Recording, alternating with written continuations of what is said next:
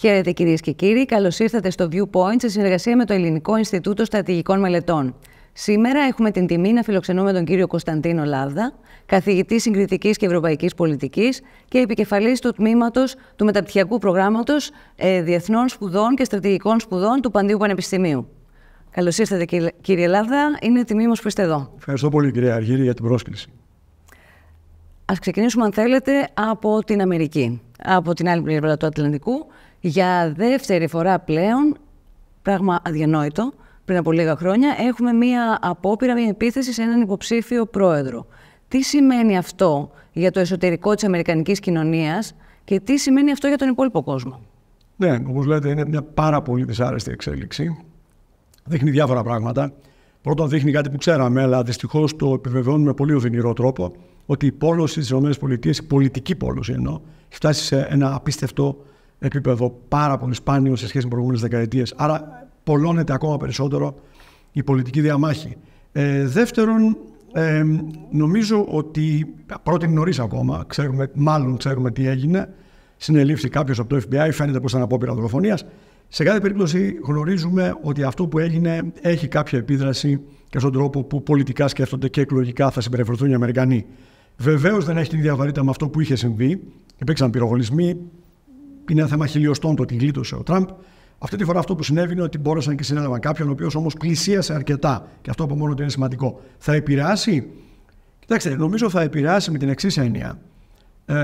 Πρέπει να θυμόμαστε ότι όλες οι ενδείξεις των τελευταίων, θα έλεγα μηνός, λίγο παραπάνω από μήνα, στις ΗΠΑ δείχνουν ότι ανεξαρτήτως του πόσο κοντά ή μακριά είναι οι δύο υποψήφοι, η Χάρις και ο Τραμπ παραμένει περισσότερο αντιπαθής από τη Χάρις για κάτι λίγο πάνω από το 50% των Αμερικανών. Δηλαδή, αν ρωτήσει κανείς ποιος είναι αντιπαθέστερος από τους υποψήφιους, ποιον θέλετε να αποφύγετε, εν πάση περιπτώσει, περισσότεροι θα πούν Τραμπ από τη Χάρις. Παρότι τελικά στο θετικό είναι αρκετά κοντά.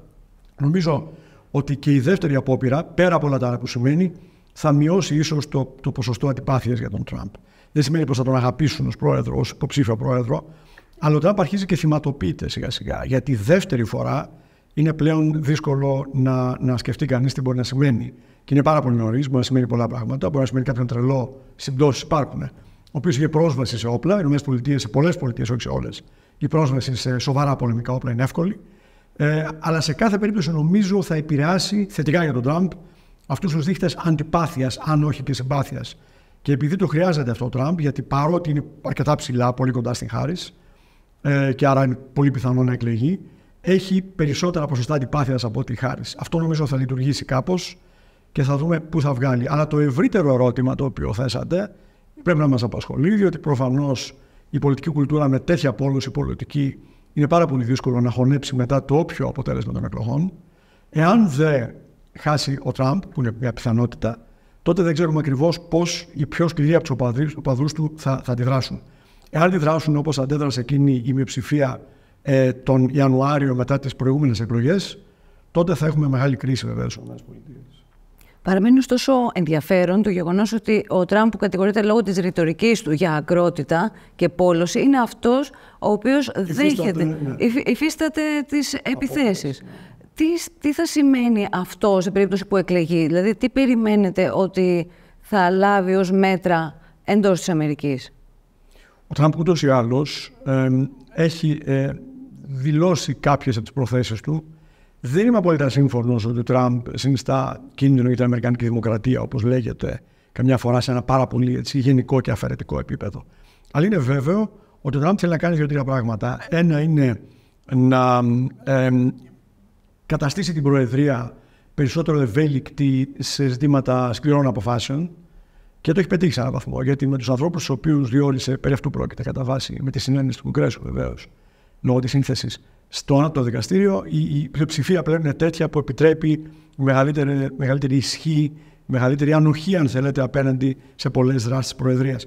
Και το δεύτερο, το οποίο φαίνεται πως είναι λίγο αντιφατικό, αλλά δεν είναι να επιμείνει σε αποφάσεις και πολιτικές οι οποίες επιστρέφουν στις πολιτείες αρμοδιότητες στις οποίες πλέον μπορούσε η Ομοσπονδία. Δηλαδή, λίγο αποκέντρωση θα το λέγαμε αυτό. Η υπέρπεση των αμβλώσεων είναι πολύ χαρακτηριστική. Οφείλεται στην πλειοψηφία την καινούργια τη συντηρητική η απόφαση που στέλνει πίσω στις πολιτείες, δεν αποφασίζει, στέλνει πίσω στις πολιτείες, πατάει τον μπαλάκι για τις αποφάσεις. Άρα, ο Τραμπ έχει δηλώσει λίγο πολύ τι θέλει να κάνει σε πάρα πολλά πεδία και στο πεδίο της της εξωτερικής πολιτικής. Παρεπιπτόντως, γι' αυτό που ρωτήσατε την πρώτη φορά, νομίζω πρέπει να θυμόμαστε ότι αξίζει να παρακολουθήσουμε πολύ προσεκτικά και χωρίς βιασύνη αυτό το οποίο αρχίζει να αποκαλύπτεται για τον ένοχο, όπως να δείχνουν, εν πάση τόσο τον κατηγορούμενο για την απόπειρα την καινούρια. Διότι φαίνεται πως ήταν κάποιος ο οποίος ήταν πολύ σοβαρά και με πολύ ενεργητικό τρόπο ασχολούμενος με τη στρατολόγηση ανθρώπων για να πολεμήσουν υπέρ της Ουκρανίας. Παρότι αυτό δεν σημαίνει απαραίτητα αυτόματα κάτι, αξίζει να παρακολουθήσουμε το είδος του ανθρώπου. Τι ακριβώς έκανε αυτός ο άνθρωπος και πώς έφτασε να πλησιάσει τον Τραμπ με ένα πολεμικό όπλο, το οποίο μάλλον δεν το είχε για να τον κατασκοπεύει μόνο με τη διόπτρα, αλλά είχε και άλλες προθέσεις. Πάμε τώρα στα ευρωπαϊκά, τα δικά μας, με την έξοδο της Γερμανίας από τη ζώνη Σέγγεν, μιας χώρας η οποία με την πολιτική Μέρκελ πριν λίγα χρόνια διαμόρφωσε ουσιαστικά, έδωσε το τέμπο στη δημιουργία του μεταναστευτικού ζητήματος όπως το βιώνουμε και το γνωρίζουμε σήμερα. Τι εξελίξεις αναμένουμε για την Ευρώπη και για το ευρωπαϊκό κεκτημένο από αυτού του είδους την απόφαση, χωρίς προγενέστερη συνεννόηση με τα υπόλοιπα ευρωπαϊκά κράτη? Κοιτάξτε, όπως σωστά είπατε, το 2015 με τη μεγάλη Συριακή κρίση, η Γερμανική Καγκελαρία ήταν ηγεμονική δύναμη σε αυτή την προσπάθεια να ανοίξουν τα σύνορα, βεβαίως με κάποιο ελεγχόμενο τρόπο κτλ. Και είναι σαφές επίσης ότι τα προβλήματα που έχει και η χριστιανοδημοκρατία της κυρίας Μέρκελ, που δεν είναι πια καγκελάριος βεβαίως, οφείλεται εν μέρει στην δική της πολιτική από το 2015 και μετά με τη Συριακή κρίση. Νομίζω ότι αυτό που κάνει σήμερα η Γερμανία και περίπου το ίδιο δήλωσε να κάνει και η Ολλανδία και ίσως ακολουθήσουν και άλλα κράτη-μέλη, είναι αναμενόμενο. Είναι αναμενόμενο με την έννοια ότι παρότι αντιλαμβάνομαι και εσείς φαντάζομαι και όλοι μας το ότι σωστά αντιδρούμε γιατί υπάρχει μια συμφωνία και πρέπει να τηρείται κτλ. Πρέπει να κατανοήσουμε ότι όσο δεν έχουμε σκληρά εξωτερικά σύνορα, όσο τα σύνορα της Ευρωπαϊκής Ένωσης δεν είναι πραγματικά σύνορα, τα οποία η Ευρωπαϊκή Ένωση συνολικά να μπορεί να έχει ευθύνη για αυτά, τόσο τα εσωτερικά σύνορα θα ξαναανεβαίνουν, θα ξαναανέρχονται, θα ξαναμπαίνουν όταν δημιουργείται πρόβλημα. Δεν μπορεί να έχεις ασθενή εξωτερικά σύνορα και ασθενή εσωτερικά σύνορα. Μόνο αν φτάσουμε σε μια Ευρώπη που έχει σοβαρά εξωτερικά σύνορα και έστω κατά περίοδου σκληρά εξωτερικά σύνορα, μπορούμε να πούμε ότι το Σέγγεν θα μπορέσει να ισχύσει. Αλλιώς, κάθε τόσο με διάφορες αφορμές θα έχουμε έκτακτες, που προβλέπονται άλλωστε, όπως ξέρετε, έκτακτες ανάγκες, οι οποίες θα οδηγούν τα κράτη στο να αποσύρουν προσωρινά, υποτίθεται, εκτάκτως. Οπότε η όλη συζήτηση, για την γνώμη μου, είναι λίγο, όπως τίθεται τις τελευταίες μέρες στην ελληνική δημοσιότητα και όχι μόνο, λανθασμένη με την έννοια ότι μπορούμε όσο θέλουμε να καταδικάζουμε τη Γερμανία και ενδεχομένως την Ολλανδία και δεν ξέρω πόσους άλλους αύριο μεθαύριο. Αλλά η ουσία είναι να πετύχουμε μια ευρωπαϊκή συνένεση για την κοινή τήρηση ισχυρών συνόρων της Ένωσης. Δηλαδή η Ελλάδα, εξωτερικών εννοώ, έτσι προφανώς, της Ένωσης, όχι των κρατών. Στην Ελλάδα, στη Βουλγαρία, στην Κύπρο, στην Ιταλία, στη Μάλτα, έτσι, όπου υπάρχουν σύνορα, είτε θαλάσσια είτε βεβαίως είτε πιο εύκολο στο έδαφος, εκεί θα πρέπει να δώσουμε την έμφαση και όχι να λέμε πόσο κακή είναι η Γερμανία ή η Ολλανδία ή αύριο η Ιταλία και το καθεξής. Αυτό είναι αδιέξοδο και θα ξαναπώ, όσο τα σύνορα τα εξωτερικά δεν είναι σκληρά, τόσο τα εσωτερικά θα ανεβαίνουν με αφορμές. Είναι μια αφορμή αυτή. Ξέρουμε την πολιτική αφορμή. Ποια είναι η πολιτική αφορμή? Αυτό που έπαθε σε δύο κρατήδια και θα πάθει τώρα σε μερικές μέρες και σε τρίτο, η Χριστιανοδημοκρατία και βεβαίως ακόμα περισσότερο η κυβέρνηση, οι σοσιαλδημοκράτες, φιλελεύθεροι και οι πράσινοι, με τις εκλογές σε δύο σοβαρά κρατήδια, κυρίως τη Σαξονία και τη Θουρκία. Στη Θουρκία βγήκε πρώτο, όπως ξέρετε, το ακροδεξιό κόμμα, η AfD, Alternative für Deutschland, και στην Σαξονία, που είναι πιο σημαντική βέβαια, δεν έφτασε στην πρώτη γραμμή, στη Δρέσδη εκεί. Αλλά φαίνεται πως το Βραδεμβούργο σε λίγες μέρες θα πάθει το ίδιο. Άρα υπάρχει η εκλογική αφορμή. Η ουσία παραμένει, νομίζω, αυτό που είπα. Αν δεν πετύχουμε σκληρά εξωτερικά σύνορα, κάθε τόσο θα υπάρχουν σοβαρές αφορμές για να ξαναανεβαίνουν τα σύνορά μας και να αμφισβητούμε τη Σέγγεν. Η εξέλιξη αυτή με την προσωρινή έξοδο της Γερμανίας από τη Σέγγεν ήρθε πάρα πολύ λίγο μετά την πρόταση Ντράγκη, που για πρώτη φορά δεν ήταν χρηματοοικονομική πρόταση ή μια πράσινη μετάβαση, ήταν σαφέστατα για ανάπτυξη αμυντικής βιομηχανίας, καινοτομίας και βιομηχανοποίησης ξανά της Ευρώπης, την οποία βέβαια η Γερμανία αρνήθηκε. Εμείς όμως μπορούμε να την αξιοποιήσουμε θετικά με κάποιο τρόπο, δεδομένου του ότι έχουμε μια στρατιωτική υποδομή πιο ανεπτυγμένη από τα περισσότερα ευρωπαϊκά κράτη που δεν τη χρειάζεται. Μπορούμε να το αξιοποιήσουμε θετικά? Κοιτάξτε, σωστά λέτε ότι η έμφαση, ο τόνος της πρότασης Ντράγκη, η οποία αφορά πολλά θέματα, αλλά όπως σωστά λέτε, ο τόνος έχει μια γεωπολιτική χρειά, γιατί δείχνει την ανάγκη για την ανάπτυξη ευρωπαϊκής αμυντικής βιομηχανίας, κοινών προμηθειών, έτσι, και συνεργειών. Γιατί μην ξεχνάτε ότι αν δείτε την παγκόσμια αγορά των εξοπλισμών αυτή τη στιγμή είναι μια αγορά στα 3 εκατομμύρια, όχι τα δισεκατομμύρια, και η Ευρώπη ήδη έχει έναν τεράστιο παίκτη, τη Γαλλία, έχει έναν άλλο παίκτη που έρχεται πολύ κοντά, δεύτερο, στη Γερμανία, και δίπλα έχει τη Βρετανία που είναι επίσης ένας πολύ μεγάλος παίκτη στην παγκόσμια αυτή αγορά. Άρα, ακόμα και αν αφήσουμε τη Βρετανία εκτός, έχετε τη Γαλλία, τη Γερμανία, την Ιταλία, πιο πέρα την Ισπανία, την Ολλανδία, που είναι μεγάλοι παίκτες. Πώς θα μπορέσουμε να πετύχουμε συνέργειες και κοινές προμήθειες? Αυτό μας αφορά πάρα πολύ. Το ζήτημα με την πρόταση Draghi είναι ότι έχει μία σειρά από σκέλη, ένα εκ των οποίων είναι η δημιουργία και ενός κοινού χρέους. Ο Draghi μας λέει πως για να κρατήσουμε τις επενδύσεις σε επίπεδο που χρειάζεται η Ευρώπη για να σταθεί, πρέπει να υπολογίσουμε περίπου στα 800 δισεκατομμύρια πρόσθετα το χρόνο. Από αυτά ένα περίπου ποσοστό, το 1/8 ή λίγο παραπάνω, πρέπει να είναι κοινό χρέος. Αυτή είναι μια πάρα πολύ γενναία πρόταση. Αμφιβάλλω ότι θα γίνει δεκτή αμέσως. Ο Λίντνερ, ήδη από τη γερμανική κυβέρνηση, ο Υπουργός Οικονομικών των Φιλελεύθερων, το FDP, βγήκε να αρνηθεί. Αλλά όπως σωστά λέτε, το γεωπολιτικό είναι το πνεύμα. Και εκεί η Ελλάδα θα έπρεπε να μην είναι τόσο ντροπαλή και να βγει να στηρίξει την πρόταση Draghi. Δεν το έχω δει μέχρι τώρα. Ανοιχτά είναι, όχι μέσω διαρροών. Το ίδιο φαντάζομαι πρέπει να κάνουν και κυβερνήσεις χωρών όπως είναι η Ισπανία, η οποία μπορεί να έχει διαφορές με τον Draghi, διάφορες. Η παρούσα κυβέρνηση, αλλά τη συμφέρει αυτό το οποίο προτείνει. Και ελπίζω και η κυρία Μελώνη από την Ιταλία, παρότι η Ιταλία είναι μεγάλος παραγωγός, λίγο πιο κάτω από τη Γαλλία και τη Γερμανία, και μπορεί να έχει τις δικές της σκέψεις. Σίγουρα η Ελλάδα, σίγουρα η Κύπρος και άλλες χώρες όμως, και οι βαλτικές χώρες, θα είχαν κάθε λόγο να βγουν και να στηρίξουν ανοιχτά την πρόταση Draghi, ώστε κάτι από αυτή την πρόταση να μείνει. Μην ξεχνάτε ότι ανεξαρτήτως εκλογών στις ΗΠΑ, κυρίως αν βγει ο Τραμπ, είναι αυτονόητο, έτσι το ξέρουμε όλοι, αλλά ακόμα και αν βγει το δίδυμο της κυρίας Χάρις, τον κύριο Βόρτς, η Ευρώπη θα πρέπει να βρει ένα βηματισμό στην κατεύθυνση αυτού που η Γαλλία ονομάζει στρατηγική αυτονομία. Γιατί ναι, μεν είμαστε εταίροι και φίλοι και σπουδαίοι συνεργάτες με τους Αμερικανούς φίλους και εταίρους, αλλά υπάρχουν σημεία στα οποία μπορούμε να έχουμε κάπως διαφορετικές απόψεις. Αυτό είναι αυτονόητο.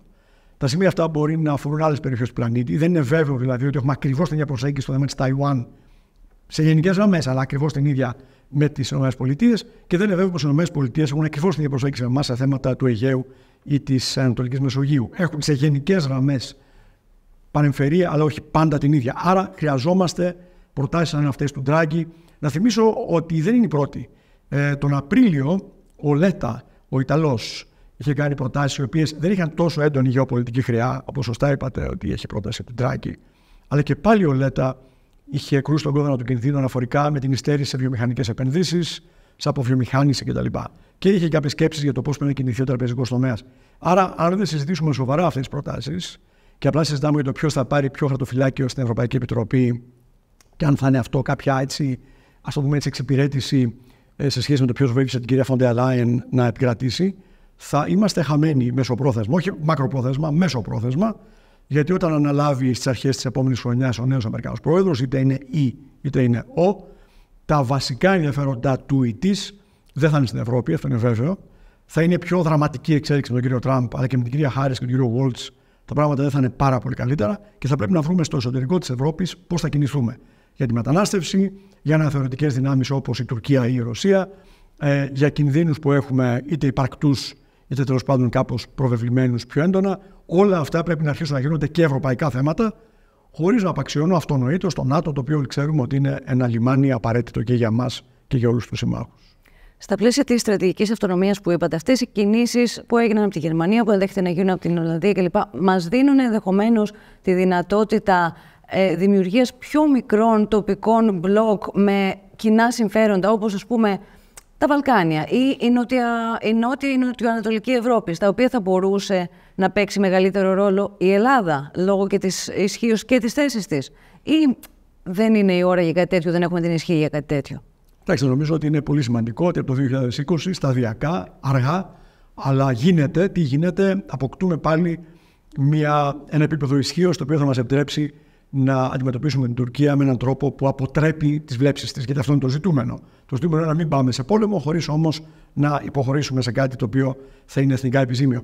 Άρα από το 2020 έχουμε ξεκινήσει αργά, αλλά με πολύ σημαντικά βήματα. Η Μπελαρά είναι τρομερά βήματα, τα Ραφάλ είναι τρομερά βήματα, ο εξυγχρονισμός των F-16 και ενδεχομένως ο ορίζοντας των F-35, όλα αυτά έχουν αρχίσει και γίνονται. Τα Ραφάλ ευτυχώς παραδίδονται και μερικά εξυγχρονισμένα F-16. Άρα η Ελλάδα είναι ως προς αυτό σε αργά αλλά πολύ σωστά βήματα. Τώρα, αυτό που ρωτάτε είναι πιο φιλόδοξο και έχει να κάνει με το ερώτημα κατά πόσον στις τουρκικές βλέψεις στη Μεσόγειο, στην προσπάθεια της Τουρκίας να γίνει δύναμη θαλάσσια μεσογειακή, μπορούμε να πατήσουμε φρένο. Η απάντηση είναι ναι, σιγά σιγά από τώρα, αλλά πάντα συνεργασία πρωτίστως με τη Γαλλία και δευτερευόντως με δύσκολο τρόπο, γιατί εκεί υπάρχουν δυσκολίες, με την Ιταλία. Η πραγματικότητα, αν θέλουμε να γίνουμε πάρα πολύ σαφείς και ενδεχομένως λίγο σχηματικοί στην ανάλυση μας, είναι ότι με την Ιταλία έχουμε θέματα συντονισμού. Η Ιταλία βλέπει κάποιο ρόλο για την Τουρκία στη Μεσόγειο. Η δύναμη, η μεγάλη ευτυχώς, με την οποία δεν έχουμε σχεδόν καμία απόκληση στο θέμα αυτό, είναι η Γαλλία. Και νομίζω ότι ως προς αυτό πρέπει να είμαστε πάντα στην κατεύθυνση εμβάθυνσης της ελληνογαλλικής συνεργασίας. Υπάρχει συμφωνία αμυντικής συνδρομής, πάρα πολύ πολύτιμη κατά την άποψή μου. Υπάρχει το εξοπλιστικό, αλλά πρέπει να προχωρήσουμε με τη Γαλλία και σε πολύ συστηματική ανταλλαγή πληροφοριών, συνεργασία μεταξύ των μυστικών υπηρεσιών. Πρέπει, νομίζω, με τη Γαλλία να βαθαίνει συνέχεια η συνεργασία. Με τη Γαλλία έχουμε κυρίως συγκλήσεις. Με την Ιταλία, τη φίλη Ιταλία και σύμμαχο, έχουμε και αποκλήσεις. Γι' αυτό και η Ιταλία καθ' τόσο κλείνει και το μάτι στην Τουρκία, γιατί δεν θέλει να δει μια Μεσόγειο που να κυριαρχεί η Γαλλία, έτσι, να ηγεμονεύει. Ήδη η Ιταλία, όπως και κάποιοι άλλοι στην Ευρωπαϊκή Ένωση, αισθάνονται κάπως άβολα με το γεγονός ότι με την έξοδο της Βρετανίας η Γαλλία ουσιαστικά είναι η μόνη ευρωπαϊκή δύναμη, έχει παγκόσμια προβολή ισχύως, είναι το πυρηνική δύναμη. Και άρα εκεί με την Ιταλία, φίλη και σύμμαχο, έχουμε και κάποιες αποκλήσεις. Η απάντηση στο ερώτημά σας, λοιπόν, εν κατακλείδη, είναι ότι κοιτάξτε, στο μέτρο που συντονιζόμαστε με τη Γαλλία και το κάνουμε σε βάθος, πέρα από τις παραγγελίες, οι οποίες είναι καλές, αλλά δεν είναι μόνο αυτά τα ζητήματα, μπορούμε και πρέπει να δείξουμε ότι η Ελλάδα παραμένει μια ισχυρή θαλάσσια δύναμη, όχι μόνο στην εμπορική ναυτιλία, αυτό το ξέρουν όλοι, αλλά και στην σκληρή ισχύ, που είναι βεβαίως το ναυτικό αεροπορία και οι ένοπλες δυνάμεις γενικά. Το μεταναστευτικό, μας είπατε πριν λίγο ότι από εδώ και πέρα θα πρέπει να γίνει σαφές ότι πρέπει να έχουμε σκληρά σύνορα εξωτερικά για να μην έχουμε εσωτερικά. Αλλά το ερώτημα είναι τι γίνεται με αυτό που ήδη υπάρχει μέσα στα σύνορα της Ευρώπης. Ήδη το μεταναστευτικό είδαμε ότι επηρεάζει, μέσω των ευρωεκλογών το είδαμε, την πολιτική στην Ευρώπη, αλλά και στις επιμέρους χώρες, όπου φαίνεται μία άνοδος εθνικών τάσεων, συντηρητικών τάσεων. Η Ελλάδα τι θέση θα πρέπει να πάρει πλέον για τη διαχείριση αυτού του ζητήματος, όντας και χώρα πρώτης υποδοχής?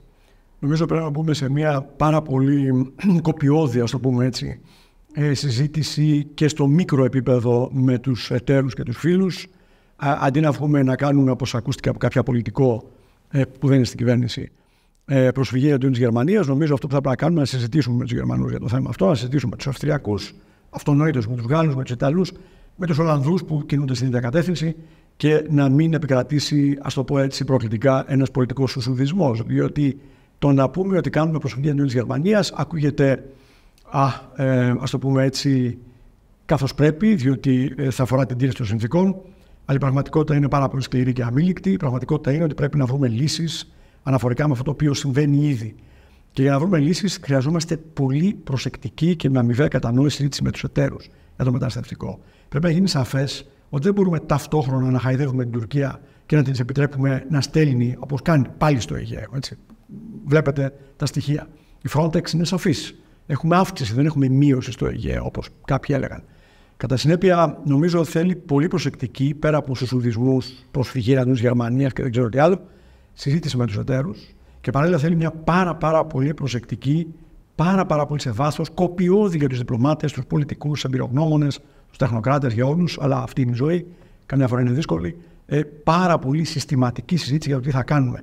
Δεν είναι απλά τα πράγματα. Εμείς είμαστε καλοί που τηρούμε τις διεθνείς συνθήκες. Η Γερμανία είναι κακή αυτή τη στιγμή και αύριο θα είναι οι Ολλανδοί και μετά οι Φινλανδοί. Υπάρχουν συγκλήσεις, υπάρχουν και αποκλήσεις. Επειδή είμαστε χώρα που έχει τα σύνορα της Ένωσης, όπως και άλλες, Ιταλία, Βουλγαρία, έτσι. Γι' αυτό πρέπει να δώσουμε έμφαση εκεί. Όχι στο ότι είναι κακή η Γερμανία αυτή τη στιγμή, αλλά στο ότι πρέπει να πάμε σε σκληρά σύνορα. Βεβαίως σεβόμενη τη Γενέβη, αλλά με έναν τρόπο ο οποίος θα αυτοσχεδιάζει όποτε χρειάζεται, για να δημιουργήσει την αίσθηση πως υπάρχει αυτή η ασφάλεια, θα επιτρέψει στον Ευρωπαίο πολίτη να μην στρέφεται σε ανορθολογικές λύσεις. Γιατί βεβαίως δεν φταίει ο Ευρωπαίος πολίτης όταν αισθάνεται πως δεν έχει την ασφάλεια εκείνη που της επιτρέπει να αποφασίζει με γνώμονα άλλα ζητήματα και όχι την ανασφάλεια την οποία εισπράττει δυστυχώς. Πάμε τώρα, θέλετε, στα ελληνοτουρκικά, ξεκινώντας από το περιστατικό της Κάσου, το οποίο συζητάμε και θα συνεχίσουμε να συζητάμε. Πάρα πολλοί διεθνείς αναλυτές διεθνούς δικαίου, καθηγητές, ακαδημαϊκοί, οι οποίοι μέχρι πρότινος ήταν στη γραμμή του Υπουργείου Εξωτερικών, άσκησαν αυτή τη φορά κριτική, όχι τόσο όσον αφορά στο περιστατικό αυτό καθεαυτό και στη στάση μας, αλλά και στο τι μήνυμα δίνει προς την Τουρκία, προς τους εταίρους και στο εσωτερικό κοινό. Η δική σας άποψη ποια είναι και γιατί πιστεύετε ότι αυτοί οι ακαδημαϊκοί πλέον έχουν διαχωρίσει τη θέση τους από τη γραμμή του Υπουργείου Εξωτερικών στην Κάσο?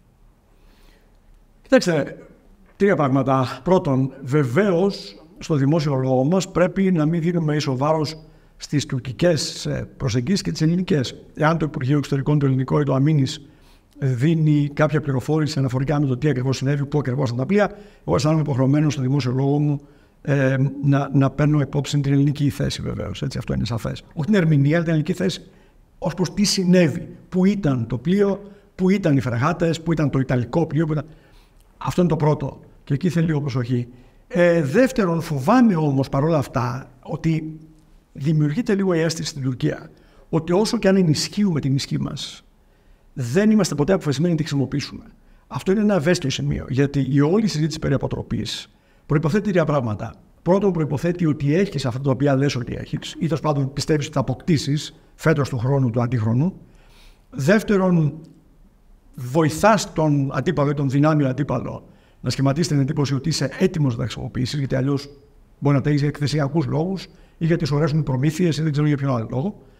Και τρίτον, πρέπει παράλληλα την κοινή γνώμη, αντί να την αποχαυνώνεις και να την κοιμίζεις, να της δημιουργείς την ψύχρεμη συνειδητοποίηση, ούτε πανικό ούτε τίποτα, ότι θα έχουμε ενδεχομένως κάποια στιγμή, αν η ισχύ είναι τέτοια που να αποτρέπει την Τουρκία σε 2-3 χρόνια υπέροχα, εάν όχι, μπορεί να κλειστούμε να υπερασπιστούμε πράγματα τα οποία λέμε ότι ήδη είναι κυριαρχικά μας δικαιώματα και δεν θέλουμε να τα απεμπολίσουμε αυτά τα δικαιώματα. Δεν αναφέρομαι σε κυριαρχία, αλλά και σε κυριαρχικά δικαιώματα.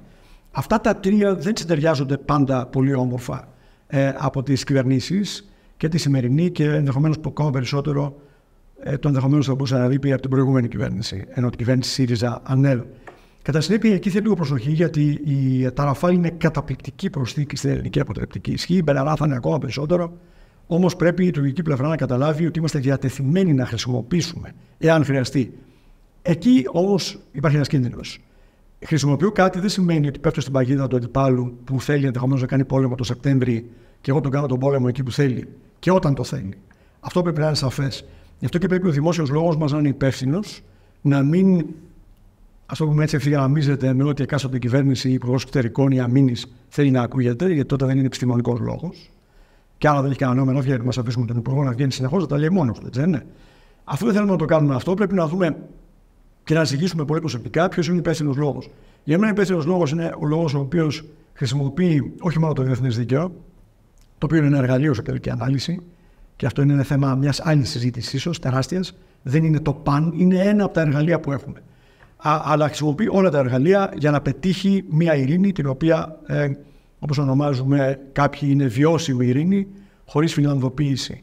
Μια ειρήνη δηλαδή την οποία μπορούμε να την καλλιεργήσουμε χωρίς να κάνουμε υποχωρήσεις. Γιατί ξέρετε, μια ειρήνη με υποχωρήσεις λέγεται υποχώρηση. Η οποία μετά μπορεί να βγει σε άλλη μια υποχώρηση και μια περαιτέρω υποχώρηση. Το θέμα της Κάσο τώρα το οποίο θέσατε μας θέτει μπροστά σε ένα δίλημμα.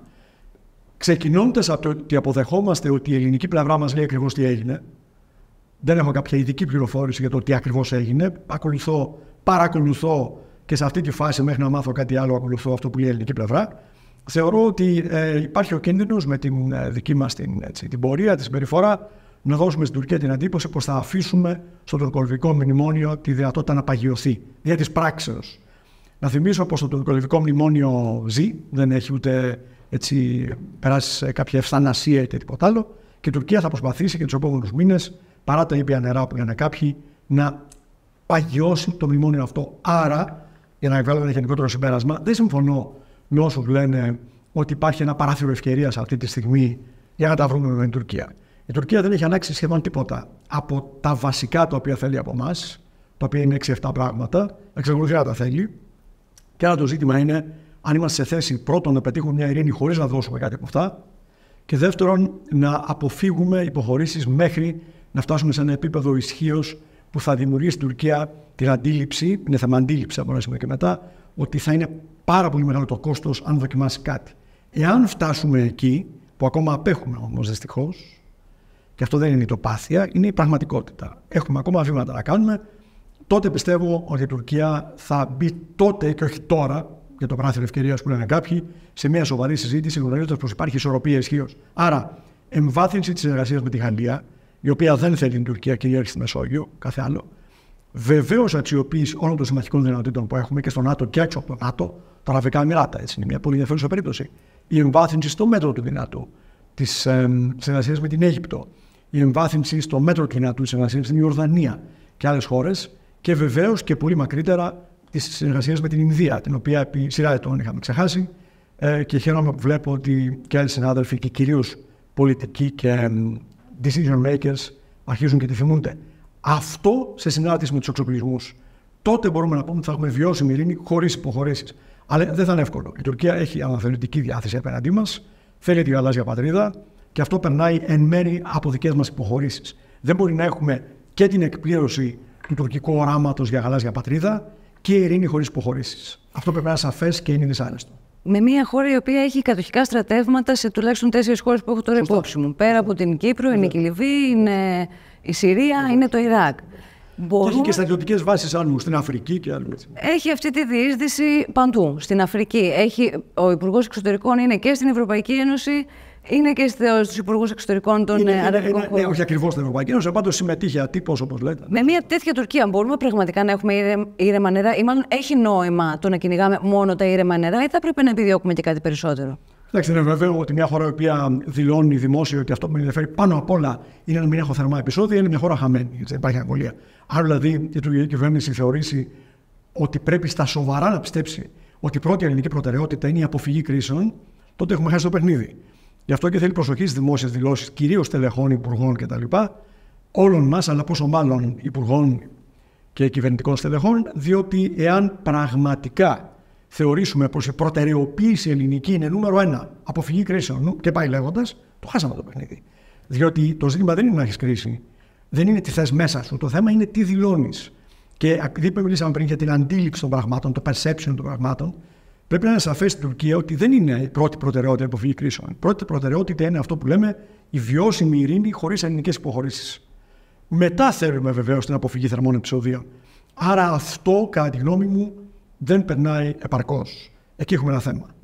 Δεν πρέπει να είμαστε η χώρα η οποία λέει πρώτη προτεραιότητα δεν θέλω θερμά επεισόδια. Βεβαίως δεν θέλουμε θερμά επεισόδια, αλλά όχι no matter what, έτσι. Εφόσον δεν έχουμε υποχώρηση σε θέματα που θεωρούμε ότι είναι κόκκινες γραμμές. Και η κόκκινη γραμμή ποτέ δεν μπορεί να είναι τα 6 μίλια. Δεν είναι. Είναι σαν να μου λέτε η κόκκινη γραμμή στον Εύρο είναι τα σύνορά μας.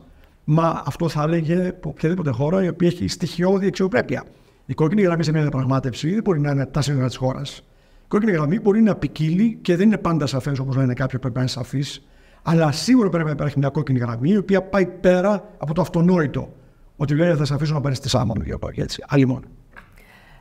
Ξεκίνησαν τα σχολεία και η Τουρκία πλέον διδάσκει στους εφήβους της τη γαλάζια πατρίδα. Ενώ εμείς αντίστοιχα στην ιστορία διδάσκουμε μια πιο εξοραϊσμένη μορφή και αφήγημα της ιστορίας που μαθαίναμε πριν λίγες δεκαετίες. Είναι πιο σοφιστική φάση από την Τουρκία. Ναι. Αυτό τι δείχνει για το παρόν μας και τι πρέπει να προσδοκούμε από αυτό το γεγονός στο μέλλον μας?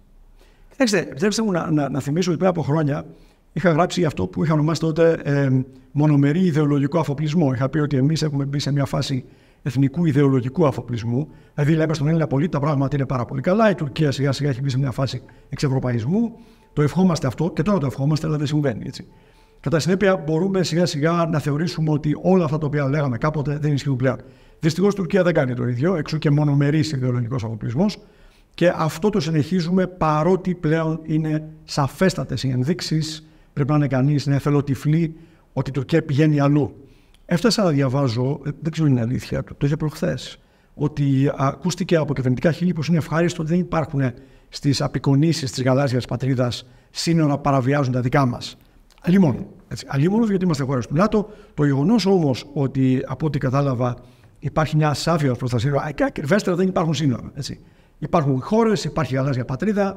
Πουθενά σύνορα, είμαστε όλοι ειρηνιστές, άρα μοιραζόμαστε τα πάντα. Θα γίνουμε και χίπης της δεκαετίας του 60 σε λίγο με την Τουρκία. Όλα αυτά είναι επικίνδυνα. Είναι επικίνδυνα διότι η Τουρκία δεν έχει μπει σε αυτή τη φάση του ιδεολογικού εθνικού αφοπλισμού. Εμείς έχουμε, και δημιουργεί προβλήματα σε σχέση με την κατανόηση του μέσου Έλληνα πολίτη.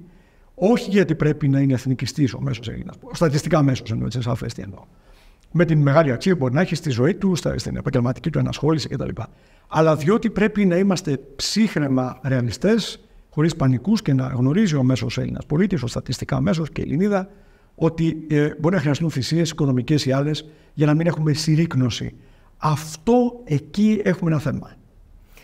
Αυτό που έχω ρωτήσει πολλούς καλεσμένους που βρέθηκαν στη θέση σας, αλλά θα θέλαμε και τη δική σας απάντηση, είναι από την περίεργη θέση που έχουμε βρεθεί, από τη μία να έχουμε ένα κάζο πέλη αν κηρύξουμε, αν αυξήσουμε την ΑΟΣ μας στα χωρικά μας ύδατα, στην πίεση από την Ευρωπαϊκή Ένωση να κάνουμε θαλάσσιο χωροταξικό και να διευκρινίσουμε τελικά ποια είναι τα σύνορά μας, και την ταυτόχρονη πίεση από τον διεθνή παράγοντα και τους συμμάχους να έχουμε ήρεμα νερά.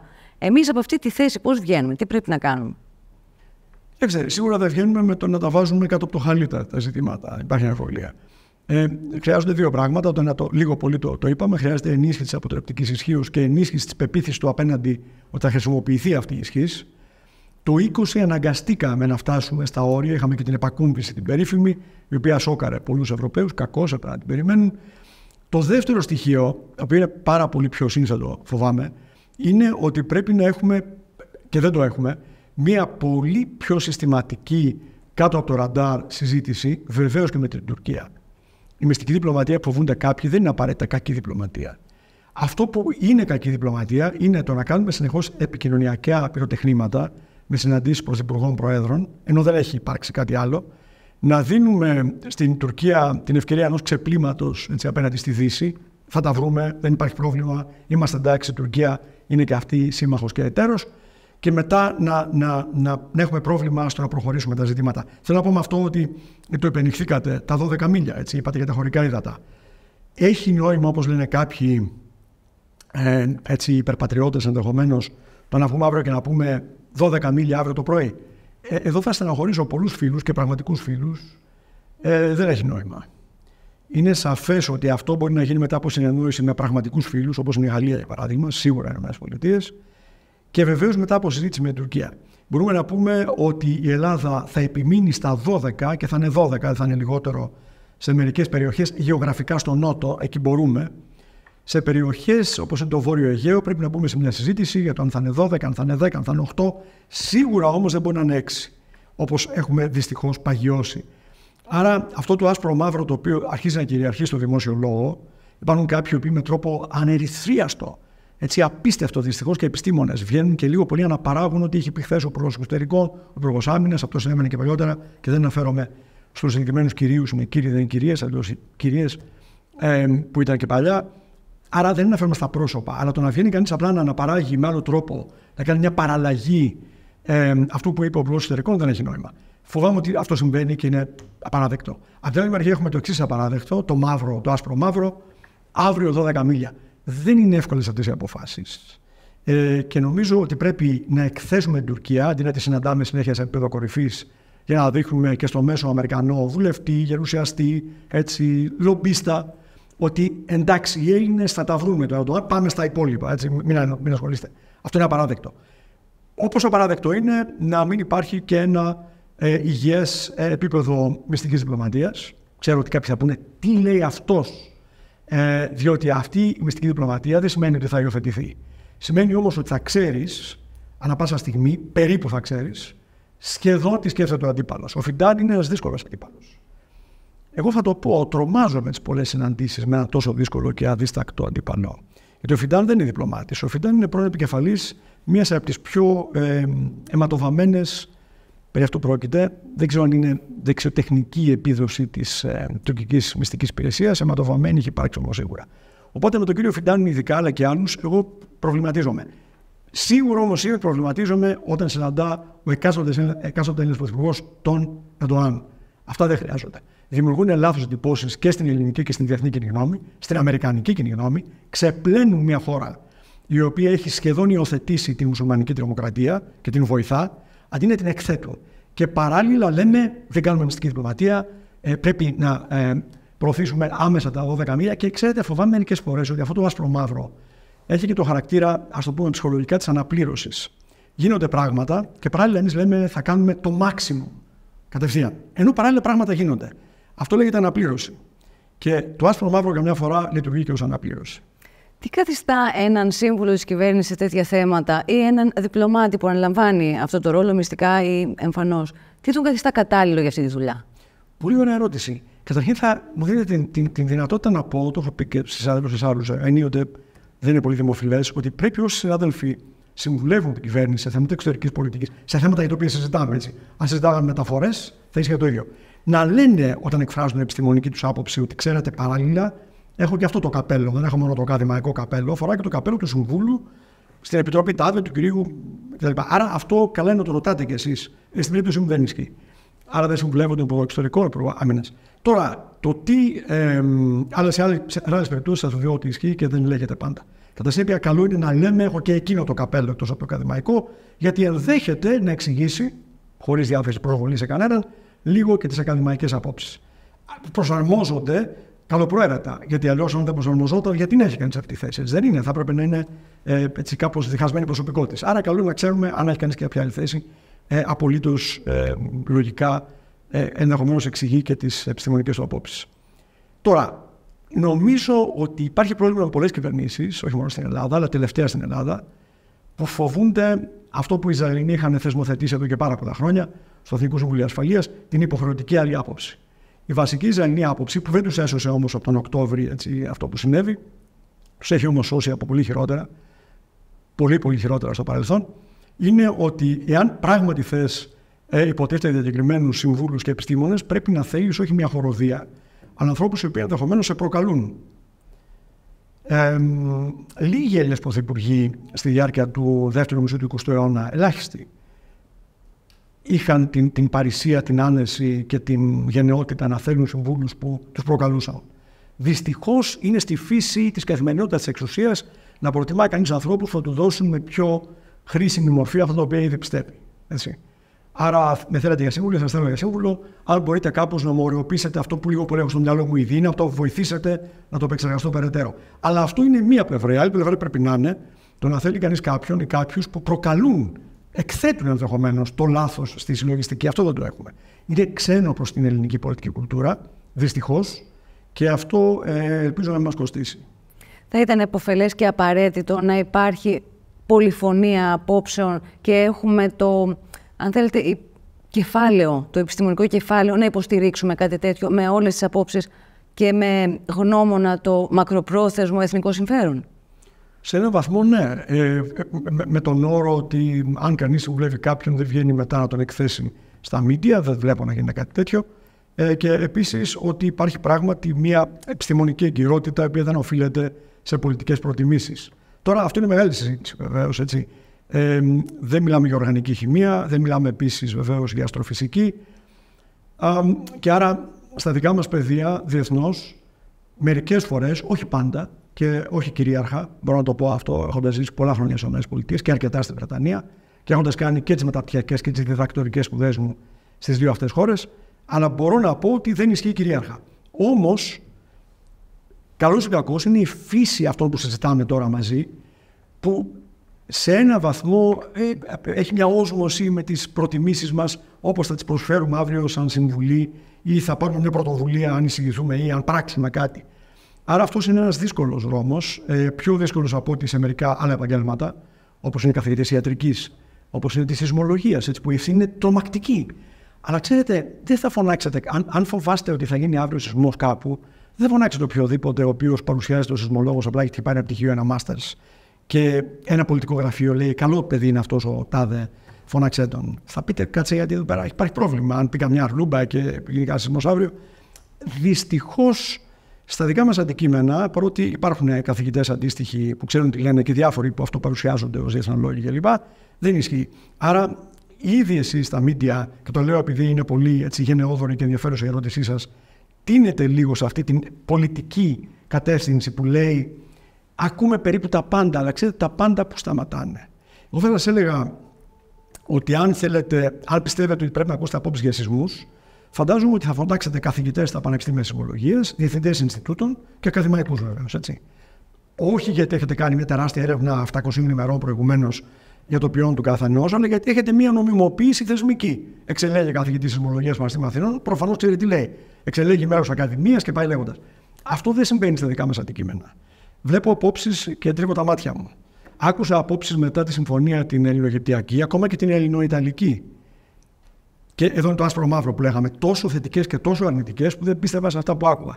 Άρα θα έλεγα χρειάζεται μια αυτοσυγκράτηση και επίσης χρειάζεται οι πολιτικοί και οι δημοσιογράφοι λίγο να μετράνε την νομιμοποίηση των απόψεων σε σχέση και με το από πού προέρχονται. Οι εθνικές ταυτότητες στο χώρο τον ευρωπαϊκό και της Δύσης γενικότερα όπως διαμορφώνεται έχουν ρόλο να παίξουν?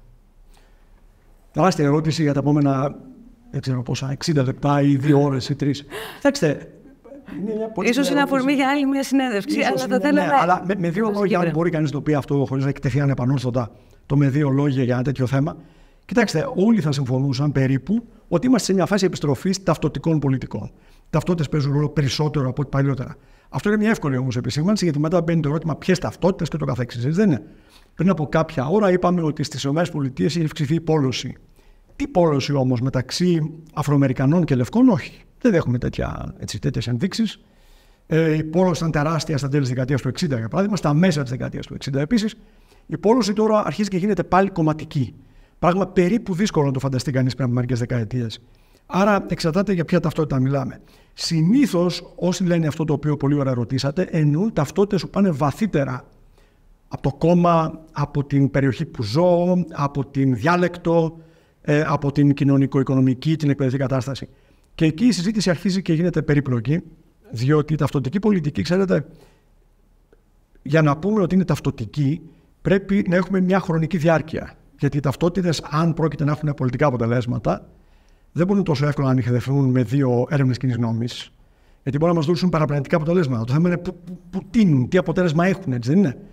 Συνεπώς, αν με ρωτήσετε τι μουσική σας αρέσει και σας πω, ξέρω εγώ, Βάγνερ ή ξέρω εγώ, οι γερμανοί και αυστριακοί συνθέτες του 19ου και του 20ου αιώνα, ή ξέρω εγώ, η 12τονική μουσική, ο Σόιμπεργκ, και πείτε, αυτός είναι, ξέρω εγώ, φιλογερμανός ή δεν ξέρω τίποτα χειρότερο, θα έχετε πέσει έξω εντελώς.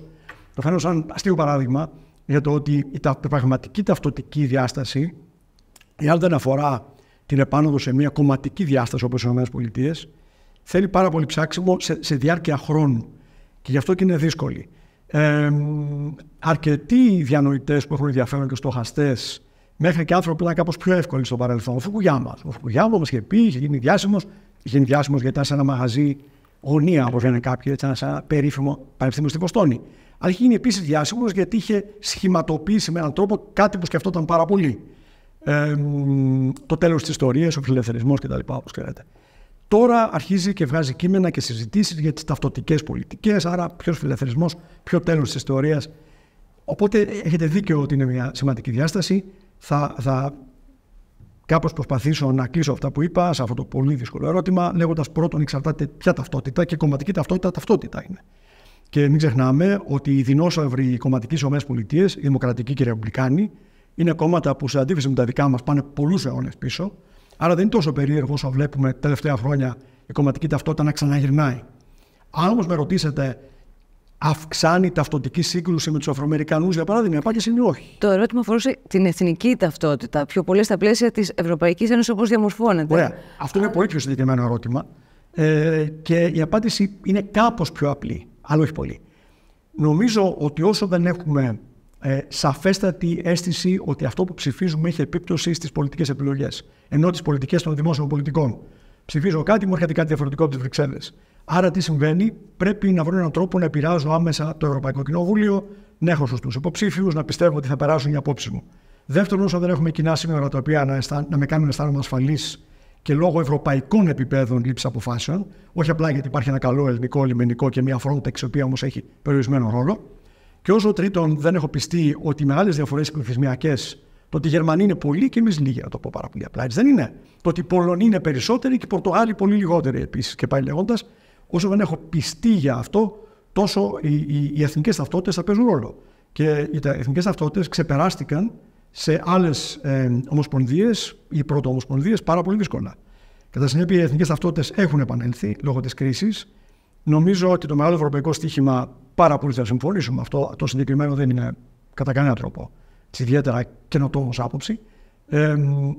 Το στοίχημα είναι να έχουμε ευρωπαϊκή και εθνική ταυτότητα. Δεν είναι να έχουμε μια ευρωπαϊκή ταυτότητα και να ξεχάσουμε ότι είμαστε Έλληνες, οι Ισπανοί, οι Ιταλοί. Αδιανόητο, ειδικά για έθνη τα οποία αισθάνονται ότι έχουν μια πολύ αξιοζήλευτη διάσταση στην ιστορία τους. Ο συγκερασμός των δύο είναι το δύσκολο και προϋποθέτει μεταξύ άλλων κοινά σύνορα, μια αίσθηση ασφάλειας, τη διαμόρφωση μιας ευρωπαϊκής άμυνας και ασφάλειας κ.ο.κ. Με το φόβο ότι θα ξεπεράσουμε κατά πολύ το χρόνο ενδεχομένως, θα ήθελα αυτό που μόλις θίξατε και το θέμα του soft power, του brand που έχουμε ως Ελλάδα, της τεράστιας ιστορίας που έχουμε, χωρίς να κινδυνεύσουμε να είμαστε γραφικοί, κάνοντας ξανά και ξανά αυτό το ερώτημα. Μπορούμε να το αξιοποιήσουμε, τι ξέρουμε, τι να το κάνουμε, αν θέλετε, σε μικρό χρόνο. Ναι, πολύ καλή ερώτηση. Ιδιαίτερα το τελευταίο σκέλος. Κοιτάξτε, πράγματι, αν μιλάμε για API και σε ένα μικρό βαθμό και για brand name, πρέπει να ξέρουμε τι θέλουμε να το κάνουμε. Δεν είναι έχουμε μια API για την απολαμβάνουμε ή έχουμε ένα brand name το οποίο είμαστε περήφανοι που το έχουμε. Καλό είναι αυτό. Το ερώτημα είναι τι θέλουμε να κάνουμε. Η API προϋποθέτει στόχους. Εάν στόχοι είναι να αυξήσουμε την επιρροή της Ελλάδας στην Ευρωπαϊκή Ένωση, αυτός είναι ένας στόχος, νομίζω, απολύτως, ας το πούμε έτσι, αποδεκτός και από τους εταίρους και από εμάς τους ίδιους, τότε οι τρόποι δεν είναι πυροτεχνήματα. Το να λέμε ότι θα κάνουμε κάτι το οποίο είναι πάρα πολύ φαντασμαγορικό και να ξέρουμε ότι δεν θα γίνει ποτέ, αλλά εμείς το λέμε και άρα κάνουμε εντύπωση. Αλλά ο τρόπος είναι να προσεγγίζουμε τις κοινωνίες πολιτών. Με άλλα λόγια, είναι σαφές ότι το Ευρωπαϊκό Κοινοβούλιο είναι ένα φόρουμ πάρα πολύ σημαντικό, πολύ σημαντικότερο από παλιά κτλ. Αλλά η EPSK προϋποθέτει να προσπαθήσω να πείσω και τις κοινωνίες πολιτών, τη γερμανική κοινωνία πολιτών, που λαμβάνεται υπόψη γιατί παίζουν ρόλο και οι πράσινοι, παίζουν ρόλο τώρα και νέα κινήματα, καμιά φορά πολύ δεξιά βεβαίως, που θέλουν την προσοχή τους, αλλά δεν θέλουν να το απαξιώνουμε εξ αρχής απαραίτητα. Παράδειγμα, η κυρία Βάγκεντνεχτ, έτσι. Δεν υπάρχει κανένας λόγος να πούμε ότι η συγκεκριμένη κυρία είναι απαραίτητα ακροδεξιά. Στην αριστερά ήταν γνωστόν. Το ότι έχει υιοθετήσει συγκεκριμένες θέσεις δεν πρέπει ίσοντα καλά να πούμε ότι είναι περίεργο φαινόμενο του λαϊκισμού μακριά από εμάς. Άρα πρέπει να προσπαθήσουμε να περνάμε στις κοινωνίες πολιτών των εταίρων και βεβαίως και των ΗΠΑ και γιατί όχι σιγά σιγά της Ινδίας που είναι ένας τεράστιος παράγοντας που θα παίξει ρόλο στις επόμενες δεκαετίες. Αυτό το brand για να αυξήσουμε την επιρροή των απόψεών μας εκεί. Για να το πετύχουμε αυτό δεν χρειάζονται φαντασμαγορικές προτάσεις. Να στον Ολυμπιακό στην Ελλάδα, το οποίο το έχω ακούσει 7.000 φορές τα τελευταία 30 χρόνια.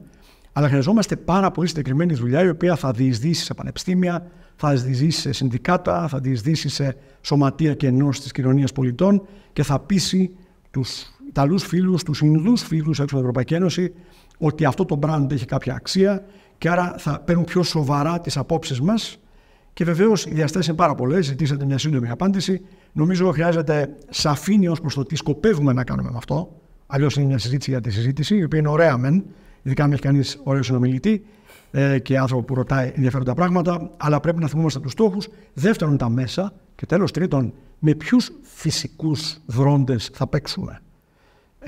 Ποιους θα χρησιμοποιήσουμε, μόνο τους διπλωμάτες που ασχολούνται ως ακόλουθοι με θέματα πολιτιστικής διπλωματίας, είναι σπουδαίοι, γι' αυτό και έχουν αυτή την ειδικότητα, αν είναι λίγοι.